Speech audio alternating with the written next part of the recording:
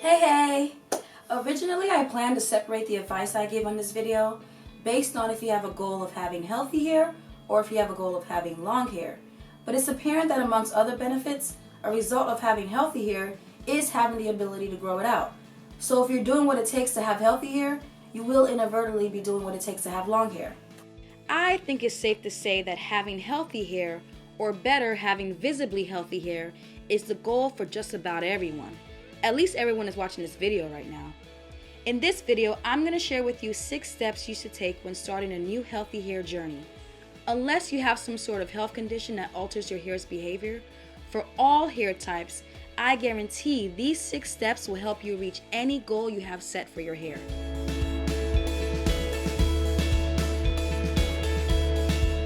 Your research should be a method for gaining inspiration and education on your hair.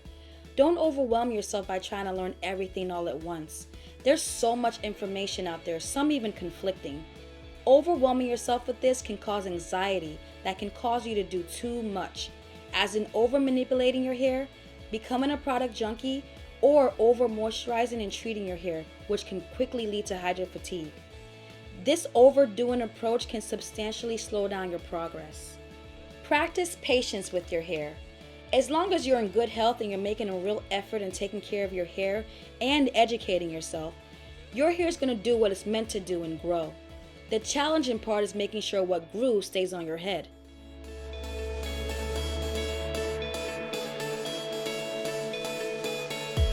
When starting out, create a simple regimen.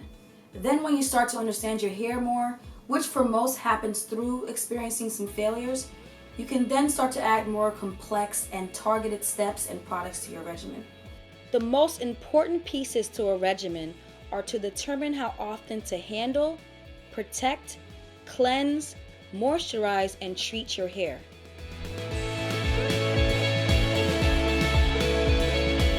Figure out a way to handle your hair as little as possible, while still figuring out how to keep it as tangle-free as possible. This is a lot trickier than it sounds. A lot of you already know to keep manipulation of your hair to a minimal, but we often forget the importance of keeping our hair tangle-free. This is tricky because in order to detangle your hair, you must manipulate it. The act of detangling is traumatizing for your hair. A solution to that is in the way you choose to style your hair most of the time.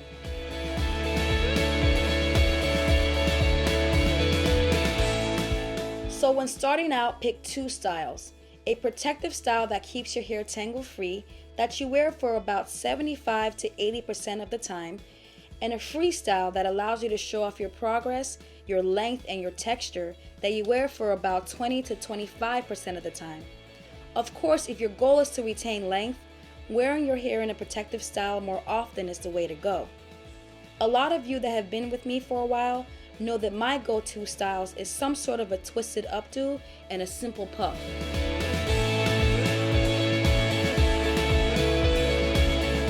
Determining how often you cleanse your hair depends on a few things. First, what kind of products you use and how often.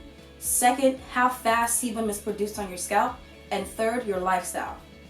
To be honest, a big part of building your own personal hair regimen is to go through some failures and witnessing what doesn't work and why.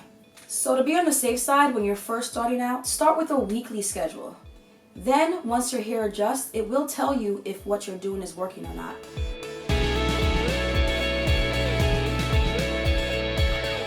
When it comes to finding a moisturizing regimen that works for you, your goal should be to find a schedule that prevents your hair from ever drying out and becoming brittle in the first place.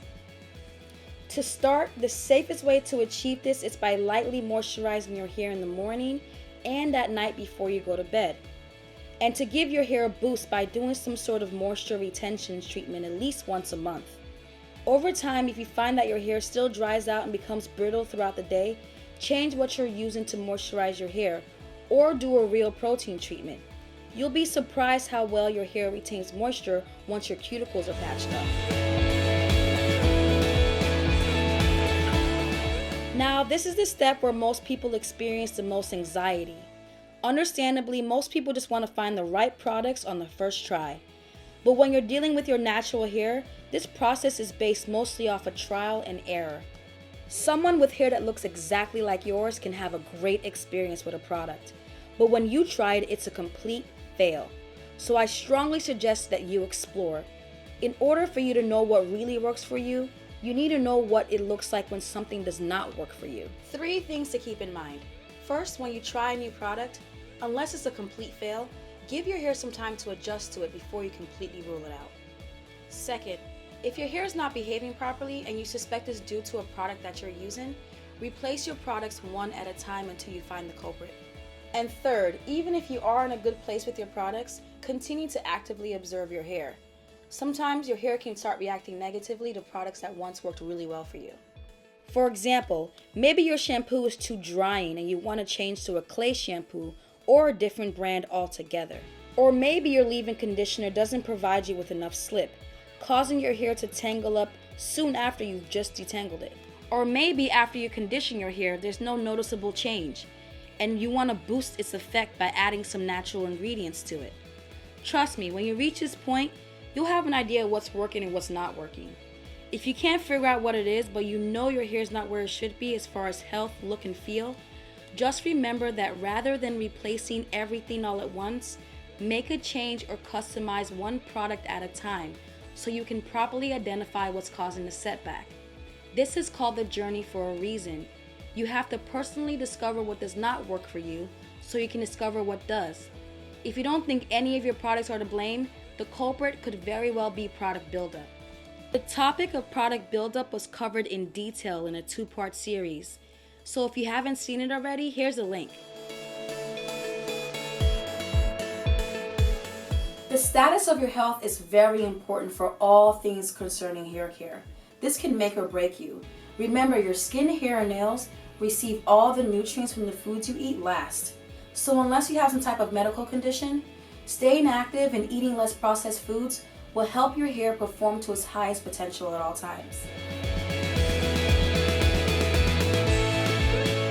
After about 3 to 6 months of using trial and error with hair products, this is the best time to start testing the porosity of your hair and deciding whether to incorporate protein with the use of a real protein treatment or moisture with the use of a herbal hot oil treatment. Treatments like these definitely changes the game and makes slip-ups a lot easier and quicker to temporarily fix. But it's best to add them to your regimen once you have a better idea of what your complete hair type is. Here's a link to a video that outlines how to determine your complete hair type. A lot of us are advised not to compare our hair with anyone else's, but honestly, I disagree. Because finding a comparison is an effective method we use in learning new things. For example, if you're trying to solve a math equation, it really helps to find a similar problem to compare it to. And B, comparing yourself to someone who is similar and ahead can be very motivating and make your goals seem more obtainable. An issue that can arise is if you approach your journey with unrealistic expectations and use comparisons to put yourself down. All this will do is cause anxiety and desperation and probably make you quit altogether. A clear and objective mindset is very important for any new task you take on in life. Understand that you will have setbacks. Everyone has setbacks. Seek guidance from those that have similar complete hair types as your own and are ahead in their hair journey. The more you surround yourself with positivity and factual knowledge, the more equipped you are in reaching your hair goals. So to recap, following these 6 steps will guarantee you achieve any goal you have set for your hair. I'll be covering the topic of achieving your specific goals and building a customized regimen in a comprehensive series in the near future, so stay tuned. I really appreciate all the support you've been giving me. Some of your comments are so touching and gives me that boost of confidence to continue doing what I'm doing. Please keep them coming and I'll continue to produce high quality videos with valuable content. Hey, I recently did a blog interview with this wonderful blog called Love and Words. It's a positive blog that aims to uplift and celebrate women of color. The interview is a great way for you to learn more about me and my background. I added a link below. It's something positive, so please scroll down to the end of the interview and share it on your Twitter or Facebook page. As always, thanks for watching. See you in the next video.